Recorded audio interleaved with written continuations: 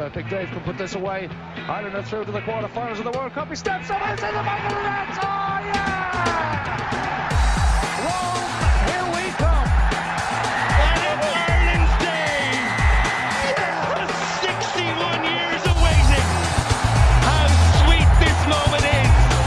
But easy, onto it comes Hope. And Hope with a shot, and it's there.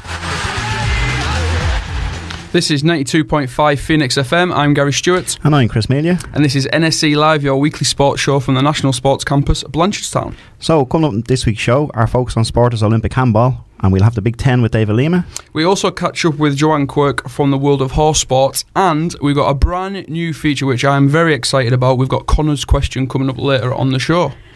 So, jam-packed, action-packed yet again. So, Chris, how's your week been? Any highlights? Week's been good, yeah. I did have a couple of highlights, actually, compared to the lowlights last week. I was over at the IPC European Swimming Championships in Eindhoven. Oh, right, okay. Yeah, and our own James Scully got a bronze medal. Oh, super. So that'd definitely be the highlight. And a lot of the lads are swimming for the rest of the week also until Sunday. So, how long are you over there for? I was over there for 3 days on a observer programme. Oh, right, okay. So it wasn't because you're a huge swimming fan or anything? No. I am now, though. You are now? All right, super. So a bit of a jolly as well. Did you get out in Eindhoven? No, but hopefully we'll get a return trip at some stage, so we might get it done. Yeah. And yourself, guys, how'd you get on the weekend? Yeah, all right, not bad. Not a great. Obviously, with the injury continuing, that's kind of ruled me out of any sporting activities. I was actually down in Waterford for the weekend, so I kind of got out with the torrential downpours up here. So I think just getting away in the sunshine was good enough, my highlight for the weekend. Yeah. And the injury still giving you a bit of grief? It is, yeah. But I'm not one to complain, Chris. I'm gonna march on.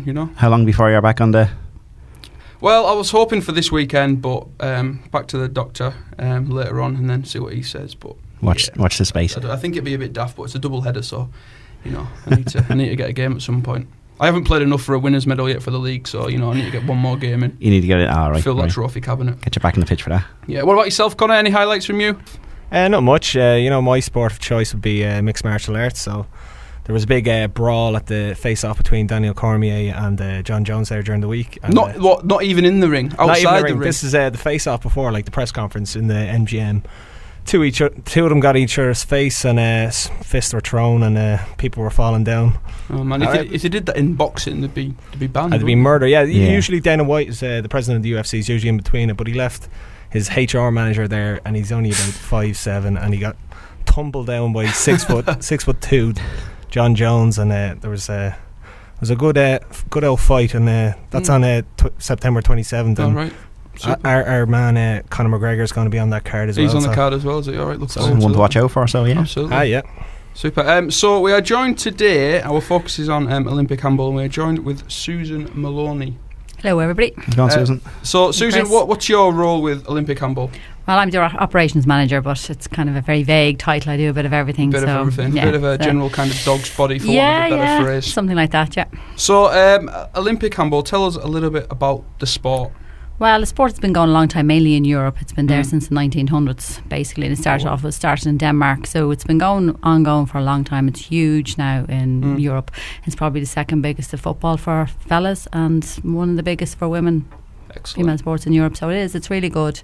A great level of handball being played over there, and it is spreading out then to the America, Asia. Yeah. Played in Qatar and different places like that, like China and everything. So they're all doing really well. But it's been within the Olympics and that then since about 1936. Yeah, I remember watching it on the Olympics in London 2012, and I remember being like, I kind of mesmerised really how fast and exciting the sport was. Yeah, it's come on great now. There's a major influx now in Northern Ireland. Great, promotion up there since the Olympics and that. So it's been good for us in a way, and anyway, not so great because you're trying to get it all together and that, because we're in charge of Northern Ireland as well. So. Oh right, I didn't realise. Oh right.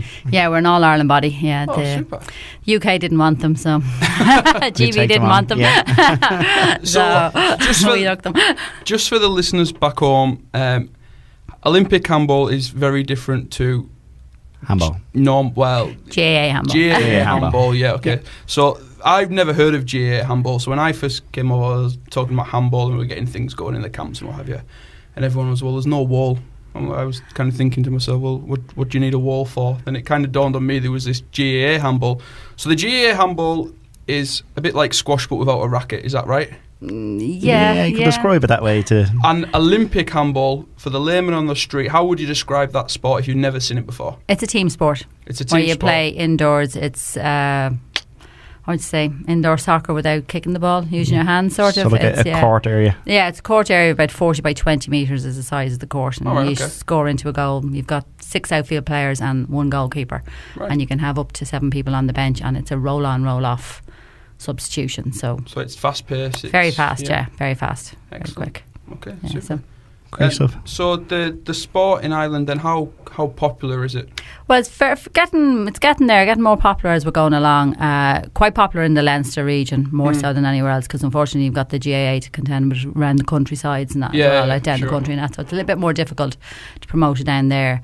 But since with the influx of a lot of the Eastern Europeans, it's kind of gotten a lot bigger here, especially here in Blanchardstown. Now we've got 2 clubs based out here in Blanchardstown, so that's good for us in that as well. So we have a few plans then to work with the local sports partnerships maybe to promote it further, like from funding that we got from the recent capital grant donations and that as well. So that was good for us. But that's, it's getting bigger, especially in Leinster. It's really big in the schools. Yeah. Primary schools, secondary schools, you get a lot of them playing it and that as well. It's just to kind of follow that pathway for them then into give them a proper club structure and that as well. So that's where we have to work on. That's a key element that we have to start working on and make sure that we can kind of continue on that promotion, and because some secondary schools don't always do it. So if you've been doing it in primary school and it's not in your secondary school, unless you have a pathway, that dropout, you're going to have and that's kind of 14-15 year olds. That's a kind of a key dropout rate for sport anyway. Well, that's a huge dropout, especially for girls, and that we've lost even within our own club now out in Tala. We've lost quite a few of the girls because of just general dropout with teenage girls. Well, that's the same across all sports. Yeah, it is. So it's a major vote of contention for the Irish Sports Council to come up with a plan, to kind of keep it going. But it's not just an Irish thing, that is, it's worldwide. Yeah, it's worldwide. You'll find that in any of the clubs, even across Europe, where if we would go to a lot of clubs that we would play friendly tournaments and that with, and you will find that they might have 5 teams of boys at a certain age, but they will only have maybe 2 of girls, and that might well be a mixed, as in you'll have the crossover of age brackets, it's everywhere, unfortunately. I was amazed when we did this, when we were doing the multi-sport summer camps. You kind of introduce the sports in the morning, this is what we're going to do, and I was kind of thinking you maybe get 1 or 2 children who have played Olympic handball before and they'll put their hand up. But it's pretty much, I don't know, I'd say at least 70-80% of them are really looking forward to it, because they've been with the development officers in the school and really enjoyed it, and they were really looking forward to playing. That's great. Susan, you were speaking about considering our local station here, the 2 local clubs. Could you tell us a bit more about them, and where they're based? Yeah, Dublin International, they're out here well over a year. And they're based out in Public School Satanta there in Fibbletown. Oh, yes. Out Clonee area and that as well. So they're based there. A lot of Eastern Europeans within the club, but they're really trying to develop it more. This is the first year now they've developed a women's team. It's the very first time now. They're Dublin International are going a long time here in Ireland, but it's the first time they've actually had a women's section. It's good. It's good for them, and it's great for us in the sport. And then the club that we had playing within DCU, they've moved out. They're using the hall now in IT in Blanchardstown, because DCU, they couldn't get the full size court all the time. They only have a third, and it was usually the middle, which wasn't very conducive to any kind of training. You need either end would have been better. So IT in Blanchardstown have been really good now, and they're helping support them and that as well. I suppose a lot of that work was done by Mark, our development officer, because he attended the IT in Blanchardstown, and I know now he's working with another guy to try and build up another club for young players, kids of 7 or 8 underage level. Yeah, definitely a more underage level. So he's hoping to kind of promote Fingal Handball Club, I think it is. He's working on now. That hasn't taken off just yet, but hopefully for the coming season, and especially with the new project that we want to work with, as I said, with the different areas around the area, plan for the schools and that. So we just have to kind of get together. I'm sure it will, and implement it. The quality of coaching has been really, really high class, and that's obviously a key part of getting young people to continue. To as long as they like the coach, chances are they continue. It makes a difference. Who's delivering it to them and that. Mark is very good with the kids and that as well, and he's been doing a lot. And he even does it now. He's been doing a bit of work up in Coolmine and that as well. So he's had them playing it up there and that as well. So speaking about some of the coaches and that, you're up in the sports campus now. Yeah. Firstly, how would you find it up there? Oh, I love it up there. It's great, especially when you came from a Park West, it was all brick, there was no bit of grass around, all you looked at was the M50 out the window. So I have to say I love the campus, and the facilities that they have out there are absolutely second to none. Like it's been great now, even with the Astro pitches there, like, because they're great. You can do outdoor handball and that as well. So right. Yeah, it's played out, especially in Europe. You play it on the Astro pitches. One of the biggest outdoor tournaments is held in Sweden in July every year, the Partiel Cup, and it's all played in outdoors on Astro pitches. Like, that's fantastic. So look out for the Dublin Cup. 42 odd pitches they would have. So yeah, I mean, it'd be something that we could definitely look at for the summer of next year. Like, kind of a bit more time, get it organised. We can invite teams to do over, indoors, because that is one of our biggest problems, is the facility, as in an indoor facility. Yes, the hall size is very difficult to get a correct size hall in that as well. Like, no, I mean, the campus has been great. Like, and to be fair, like, we've got on really well. Gary's been great now at helping us promote it and doing stuff and that. Like, I did give him my inflatable court as well, so it's beginning to be a permanent fixture on pitch 5 down there. So for the next 2 weeks anyway. So for those that don't know, the inflatable court, it's kind of, how do we describe it? It's kind of almost like a bouncy castle without the base in design, and it's got a goal at one end. And we've been doing Olympic handball 3 days per week on the camps, and they loved it. But also, as well, a little confession, Susan, the court has been doubling up as our dodgeball zone. That's fine. I don't mind, as long as it's getting used. No point in having it in the storage. It's if it can be used. It's more designed for a more modified version of the handball, which is called street handball.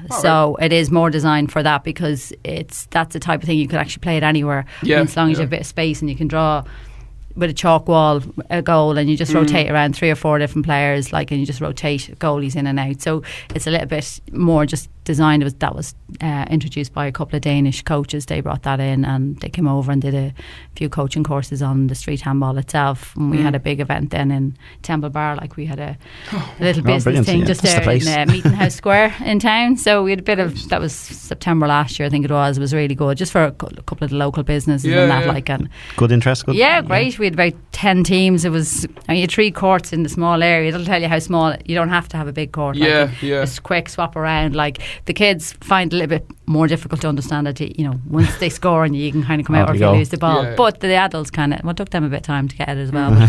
And then just, that's excellent that you're kind of adapting the sport a little bit to kind of meet the demands. Well, that's it. You just have to kind of keep it. If you want to keep promoting it, you have to kind of make a few adjustments and changes. Like, so you have variations, because you have the beach handball and that then as well, which goes around Europe. And we were up at the C sessions there in Bundoran. Yeah, Bundoran. We had a bit of a mini tournament up on the C sessions up there, so that went down well. So hopefully we might get make it bigger next year, and have a bit more organisation and that on it as well, and bring them in from Europe to play. So I may see them practicing down Dollymount Beach the weekend. So they were. I think it was Dollymount, or I think they complained about the little stones and getting into their feet in Dollymount. It wasn't sandy enough for them. I think British Bay now or Portmarnock could be the better 2 beaches for a bit of sand. Like, it can be a bit sore in your bare feet. Like, so. But they've been doing a bit now. It's been kind of trying to promote it in whatever way we can, like, and try and keep up with the season so that everybody's continuing to play throughout the year. There seems to be plenty of variations in the sport. So it is. It's great now that you can. It's like everything else. You can adapt it to suit, what facilities you have and that as well. Like, you can play it outdoors, indoors. Especially if you're only with kids and that, you're only beginning. Outdoors is fine. Like, the AstroTurf is grand. I mean, if we took the pitch away and brought in the hockey goals, you could still play it there. For proper goals and that. Like, it's a good way of getting them to practice to. As you probably saw at the Olympics, it's very fast. They don't bounce the ball much. Whereas if you're in a hall with kids, they tend to bounce more. Where for practice purposes on the Astro, it's great because you can't really bounce. Okay. So that's where you can kind of get a lot of the speed and that as well. Like, so it does seem a very adaptable sport. We mentioned at the start, it's a bit like kind of five-a-side soccer in a way, but you use your hand. And obviously when I was growing up, it was very much 2 jumpers for goalposts and a ball, then away you go. So handball is very similar, that's all you need. If you had to, you could do it that way, easy enough. Like, way we used to play football in the back lane was we used somebody's garage door, like, so feel free to do the same thing. Like, it can be adapted, and especially that we have a street handball. As you saw, I think you use them a bit for the dodgeball as well during the thing. They're a soft ball, so, and you can just kind of grip it and it closes in your hand. It's not like the leather ball for the, the actual indoors version of it. Like, so it could actually, so nobody really gets hurt unless they. Really lash it. Got it right well, probably. Which can always happen. So, the sport is evolving over here. We can see things coming on board more, which is great. at the moment, though, where would we be internationally? There is 49 ranked teams in Europe, and we're 38. Okay. So we're not too bad. Yeah. A lot of it, you get your points. The ranking system is done a little bit different. You get points as well for participation, not necessarily always winning something. Good. So the big European events, say that the European Handball Federation hold, you get points ranked as you participate in there. Yeah. Like GB would have points based on the Olympics and stuff like that, whereas we have them for the European qualifiers and that we have held here. Yeah. We've attended them, played them in Israel and that, so the lads are up on 38 out of 49, so that's good. it's not bad. And then we had a young squad in Andorra, and there for the International Handball Federation, it's a challenge trophy for the developing nations, because we would, like, below us are all basically developing nations, yes, what they class them as, and they always give a bit of assistance. So we took a squad of about 16 lads to that, and they did really well, considering a couple of them hadn't played for a while. It was during exam year, our exam time. We lost about 4 or 5 really more experienced players, so we had to bring a few. But anyway, they did well. They came 7th overall, so it was. Well, that's good. Yeah, it was good. So the trophy is on display now on campus. It's great. Great. Yeah, that trophy campus will feel more and more as we go. Yeah, it's great. Well, what is next on the list? So, what's the next competition, or what? Well, the next competition we'll probably look at the national team weeks in. There's certain teams weeks that they train for national team weeks, so they will go to Germany. Probably that squad and maybe a little bit older, and the girls, and we'll do a training camp with a local German team club that we work with a good bit. Possibly what we might do is see, because we had been in discussion with GB and Iceland to do maybe a Viking tournament. Oh, yeah. I think was the thing we came up with. There was the name we came up with. So Iceland, the Faroes would be a kind of good level to us in that as well. Yeah. So we would work maybe Iceland, Faroes, GB and ourselves, and maybe GB or Scotland said they might host either. So we just have to. We've a big the European Handball Federation's Congress is coming here, and we're hosting it in Dublin in September. So that's when we get to meet a lot of the delegates and from the different federations, to sit down and have a chat with them about see where we can go on and further develop, because a lot of those countries would be in a similar position. Yeah, we are. Yes, well. They'd be looking to get things rolling. Funding issues they would have as well. Of course, it's quite expensive. Always a barrier. It's very expensive now to even participate in, say, one of the competitions. You'd be looking up in 30 grand, like, so. Really, you have to kind of justify spending that on one squad. So that's one of the things that we always have to kind of take into consideration. Like, do we or don't we enter a competition? Because that's what the kind of money you're looking at. And Olympic Handball at the moment is a relatively small NGB in terms of staff size. Oh, very small. There's only myself and Mark in that as well. Like, so no, we are quite small in that regard. Like, but I have to say we've been very lucky, because we get a lot of people coming in from Europe that want to do internships, and we don't actually have to go look, and they've actually come to us a couple of times. So we've had a couple of good ones now this year. We had a guy from Germany and a girl from Spain, and both of them are really good now and keen to do stuff. Like, it all depends on their timing when they get here as well. So if they get here July or August, it's not really that beneficial to us. We really want them from September to March, so anybody feel free. free contact me if you want to be an intern here. Well, we had our feature last week was on sports education, and that was kind of really an area that we missed off a little bit, weren't it, Chris? Really, the internship end of things. So it's good to hear that people are approaching you to get that experience. Oh, it's great if you can get them to come in and do stuff with you for as an intern and that, because especially if they want to develop that particular element of a career choice and that as well, like, so it's good. Perfect. So, Susan, if someone was looking to get involved after listening to you there now, they were thinking about getting involved in handball or maybe getting their child involved, where would they go from here? The best thing to do probably would be contact us on the website. That's www.olympichandball.org, or like that, contact us in the office in Sports HQ, and then we can direct them then, because it really depends on where they live. That's always the first question we ask. Where do you live? And then we probably pick the nearest club or the one that we think would be most beneficial for them. Yeah, great. If you still can't visualise the sport, as well, have a look on YouTube. Type in Olympic handball. Some fantastic videos on there. Give you a real flavour, and I'm sure inspire you to get in touch and get involved in the game. First hand, it's a great sport, a great fast sport to be involved in. Super. Thanks, Susan. Yeah. Cheers, Susan. You're welcome. So coming up next, we have the Big Ten with David Lima from Portugal.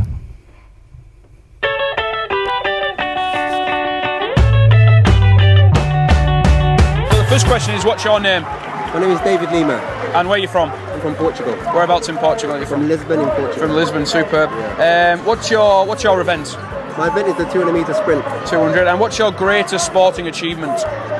Greatest sporting achievement will have to be making the semi-finals at the World Student Games for 200 metres. Oh, superb. Who's been the greatest influence on your career so far?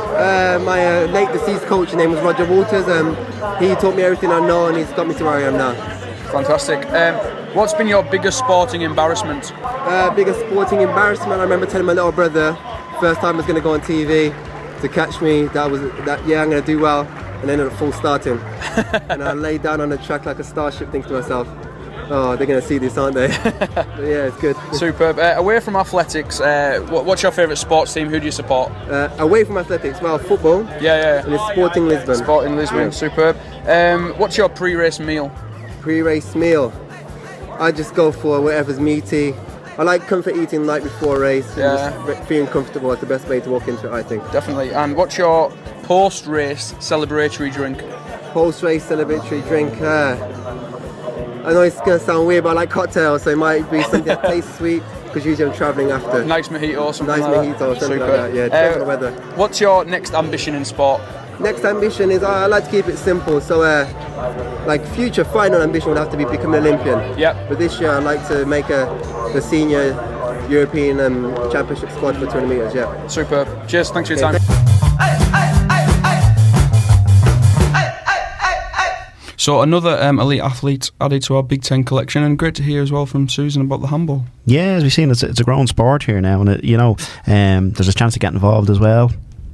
Yeah, absolutely. Right, so this is episode 5, or as Rocky Balboa would say, episode V. How's it been going so far, Chris? I think good. They haven't pulled the plug on us yet anyway.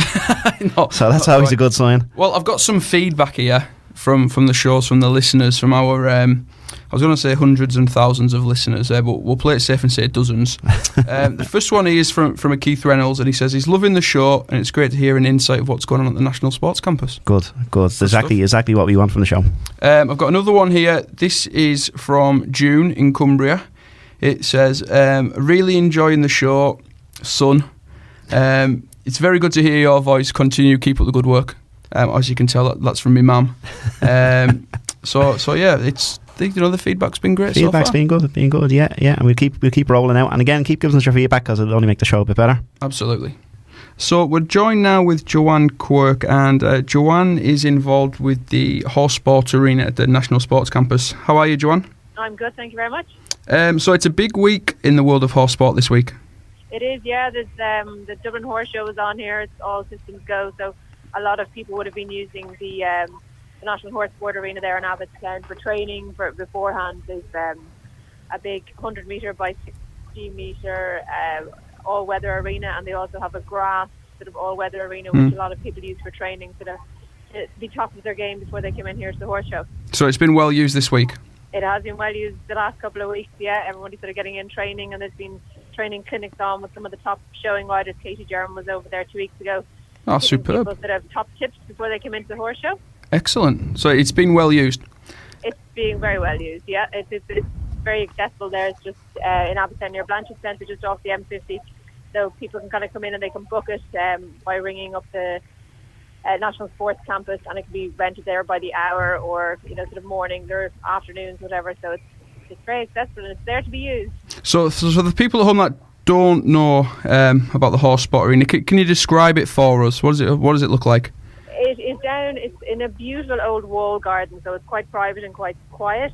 They have used the surface which was used actually in the London Olympics, so it's a very, very good all-weather surface that they can jump off. So they can jump anything from smaller 90-centimetre fences up to Grand Prix, top of the wing fences. There's also the grass arena there, which can be used for dressage training or show jumping again. So it's a multi-functional arena which can be used basically for sort of all horse activities. Yeah, it sounds like right from the kind of very beginners to right through to the top athletes. Yeah, and it's sort of there to be, it's being used a lot for high performance training for teams and everything. So it's a great facility, and as I say, it should be utilised. So, Joanne, for people to utilise it a little bit more, how could they book out a spot, or what way does it work? They can just ring the National Sports Campus there. Yvonne or Emma would be delighted to take their bookings, and as I say, they can be rented by the hour, or it can be a morning or few days of stabling there as well for people to stable horses overnight. And there's wash boxes, and there's currently just finishing off the toilets and the shower facilities, so you'll be able to park lorries up or whatever. So fantastic. So there's access all areas. Yeah, absolutely. Great. How's things looking out the RDS there? Things are working out well. It's day one. It's sort of 3/4 of the way over, so there's still plenty of action though going on. There's shopping and there's show jumping and there's horses, ponies. There's something for everyone here. And can people still get tickets for the horse show? How does that work? They can, yeah. If they go to www.ords.ie, they'll be able to log on there and get tickets, or else you can pay on the gate as well on the way in. Oh, superb. So the horse show is on all weekend? The horse show, yeah, it started today and it finishes on Sunday. So as I say, there's everything here for the family, so it's a good family day out as well. Absolutely. Super. So thanks for joining us, Joanne, and then we'll see you around campus. Hopefully hear from you again shortly. That's great. Thanks a million. Cheers, Joanne. Bye-bye. Bye-bye. So Olympic handball, horse sport. There's lots going on at the sports campus, Chris, at the moment. Yeah, great facilities, as we say. And again, the horse sport arena, like I know Joanne was trying to explain it there, and before during the campus run, we were trying to, get the picture across of what it looks like. But you've got to go up to really see how fantastic it is and how beautiful it is. Yeah, no, it's. She touched on there about the walled garden and what have you. It's a 200-year-old plus walled garden. And then you see the sand and the grass and everything. It's a beautiful setting. Yeah, and the surface being top quality. The very same that was used in the London Olympics. And so yeah, again, it's kind of repeating the message a little bit here, but the National Sports Campus, there is the facilities there for the community to use to get the children involved in the sport, for just trying the sport, but at the same time, you could be training and participating shoulder to shoulder with, Ireland's best show jumpers, Ireland's best athletes. Yeah, it's that spectrum situation of participation from the beginner to the elite athlete, and that's what the National Sports Campus is all about. So if anyone's interested in booking the horse sports arena, you can give Yvonne a call on 0164 64 320. So that's pretty much all we've got time for this week, but we're going to squeeze in a new feature, Connor's Question, and Connor's going to take it from there. So this week's question is, what is the funnest sport you've ever played that you're absolutely terrible at? So some sport that you gave it a go but you were just pants at it. The funnest sport you've ever played but you were rubbish at. Have you had a game of Gaelic football yet, or hurling? Yeah, this side of the pond? The hurling, now I must admit, the hurling was excellent. I've been to watch the hurling at Croke Park as well, and I must say I was taken aback by the skill that the lads and the ladies have. Yeah. It's, as a cricketer, kind of catching the ball one-handed at probably 90 mile an hour and over 120 yards or something. Well, jumping and getting tackled at the same time. And then hitting it, with I think with your hands the wrong way around on the bat anyway. I think it's pretty impressive. I had a little go in the back garden. Yeah, I think hurling's probably a good one for me. Hurling or maybe golf. I love golf, but I'm just useless. Yeah, golf is a... They always say golf is a walk spoiled. A walk spoiled. A nice walk spoiled, but... yourself, Chris, what do you think? Well, to be honest, there's a few, but I love all sports and I'm not great at many. But I'd probably say ice skating, because it's quite fun. But I'm terrible at it. Absolutely terrible. And so everyone looks forward to the old ice skating, don't they? Yeah. I actually have to say, it'd probably be the one sport that my kids are better than me at the moment as juniors. So. Well, yeah, fair enough. Right, okay, so Connor's question came about because we had some feedback, we mentioned earlier. The listeners want to hear more of him, so we thought we'd bring in this little feature for Connor. If you want to text in with your answers, the best sport you've ever played that you're useless at, you can text in on 085 10 50 181. That's 085 10 50 181. Or you can leave a comment on our Facebook page, National Sports Campus. The best answer will win a mystery prize. Great stuff, great. So that's pretty much it for this week. Coming up next week, we'll have another focus on sport, another Big Ten, and of course Connor's question. If you've got any ideas for Connor's question as well, you can get in touch with that as well. So until next week, take care. Cheers, guys. See you now. Perfect. Dave can put this away. Ireland are through to the quarterfinals of the World Cup. He steps up into the back of the net. Oh yeah! Rome, here we come. And it's Ireland's day. Yeah! 61 years of waiting. How sweet this moment is. Easy, onto it comes Hope. And Hope with a shot, and it's there.